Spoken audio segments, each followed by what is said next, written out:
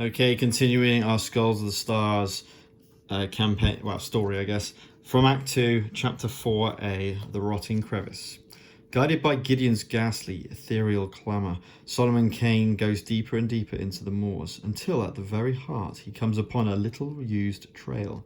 Ahead, gibbering and tittering outbursts from the unquiet spirit echo hollowly. Then a ray of cold moonlight pierces the clouds to illuminate the plateau before Kane. Atop the plateau, a great oak tree rears up like a gibbet. A jagged crevice is plainly visible where the first boughs split away from the trunk like the twisted, arthritic fingers of a decrepit crone. Kane recognizes the tree from the visions imparted to him as he grappled with the enraged phantom. Against all reason, Kane finds the reserves of physical strength and stamina to run again. He runs to the tree and pulls himself by the lower branches. Up close, the tree is rotten, dead, a skeleton on the moors. Within the crevice, by the moonlight, Kane spies the unmistakable glint of bone. He clears accumulated dirt and grime away from it to expose the skeleton of a young man, its skull viciously cleft. This is the evidence he needs to bring Gideon's murder to justice. Oh, place another luck cube. I've got 3 of them now. Place or remove light equal to the current compassion modifier. Wow, when you're doing well in this game, it continues to improve for us, doesn't it? So that's another 3 light. We're already on a bright path and we haven't even started. We've got 4 darkness cards, and it's your classic. I've got 3 dice in reserve. I've got, I could move 2 to there. It's not the worst shout in the world. In fact, it's a great shout. Or just use it on these and keep our resolve. I don't know. I like the pain. I think we will re-roll the bravery. Oops, and get faith for our rewards. Let's do that. So faith, compassion, and faith. Yeah. I'm going to store those. No, I'm not. I'm going to also place some light as well. So, first of all, with resolve, Providence gives her strength to Solomon Kane to make him realize what this all means and what the bones relate to. But she starts to begin to increase her strength once again, which is just insane. I think we go with that. Okay. Dang.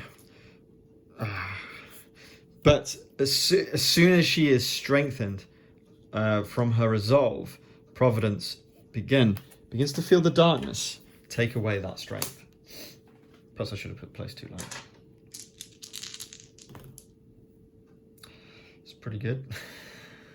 Yeah, I'll keep that.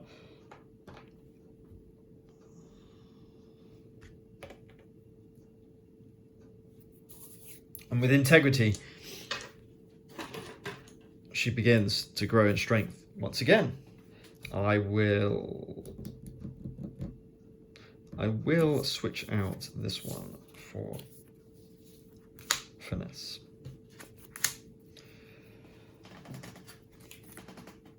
Let's take away our compassion, because I think being done from that one, maybe? I don't know.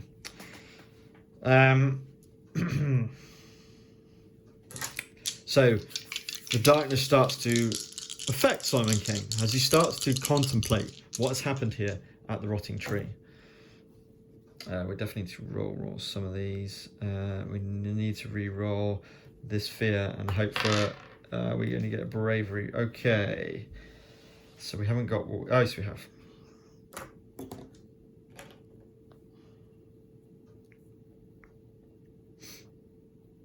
And with courtesy, Solomon Kane feeds Providence until to full strength. We could go up to a max here. But as soon as this has happened, once again, the darkness start to wane on Providence's strength and aura. Last turn. Oh, come on, give me compassion, man. Let's reroll one of these. Yes. Do we give her that? Or I think we just max out our board, right?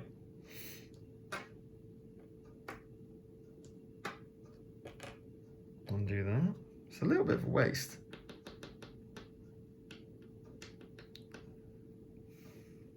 She's not on the board, is she? No, I don't want to do that. What am I talking about? Let's just do the obvious route.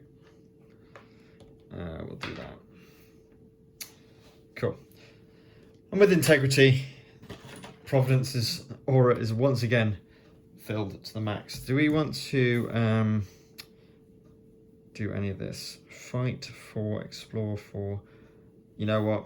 I'm going to get rid of dignity. And I'm going to chuck on a bit of exploring, a bit of fighting, just in case whatever comes up next. Please don't take away my light. We need to remove 1 dice from my reserve. Darkness causes the reserves of power of Providence and her strength to take it on, but they are very happy. Oh yeah, I've completely forgot. And with these 3 forms of light, we can max out our strength and compassion. So we're at 10, 10, 10, and 1 danger, fully maxed out. She's got 3 light on. I've still got 2 cards. I've got 3 eyes. This is yeah, perhaps a bit too easy. And that was chapter 4A, and we have 100% found out the full reason. So we go on to 5A.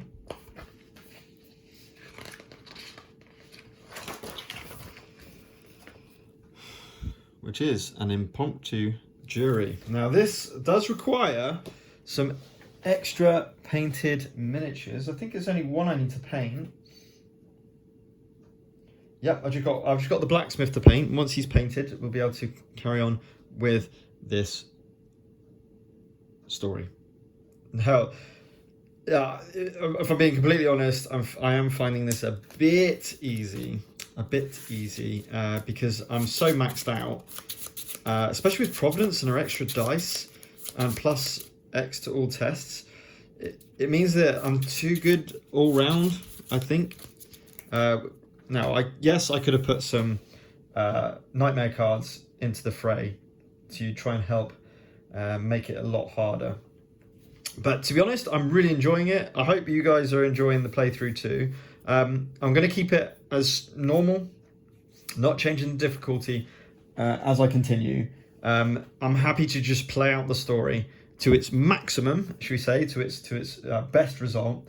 But I definitely think playing Providence gives you certainly an edge with this solo. I think compared to if we were playing with multiple virtues, especially if we were playing 4-player. I think that's where the best experience comes from and probably the most balanced. Now, I've played it 3-player, and that was tough. That was really tough. And we're still going on, but literally just in that particular sort of scenario. Whereas this, as soon as I finished that third chapter, I was lucky with some rolls and stuff. But then things just started to really boost up. And then by the 5th chapter, I literally had everything on max. You know, those kind of story chapters really, if you can boost the light all the way to the top, which with Providence is pretty, I want to say easy, but it's not really difficult. Then there's a really good chance that you're going to get really good results. And that obviously tails on from chapter to chapter to chapter. If you do well, you do really, really well throughout. As you start to do worse, you know, it starts to be harder and harder, which I like. I like that. I like that, you know, my playthrough, and I've already had a comment through YouTube of someone else playing through. I don't know if they were playing solo, mind, where it was quite different and they weren't quite up to the fortunate scenarios I've come to, and they are finding it, you know, quite a bit difficult. bit more difficult. But yeah, this is going pretty well. Okay, so join me next time for chapter 5a, already nearly halfway through Act 2 maybe, to continue the story of Solomon Kane and find out what was in this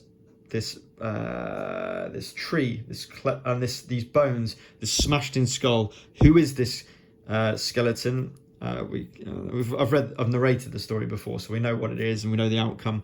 Let's see if we follow that outcome with this playthrough. So until next time, like, comment, and obviously subscribe.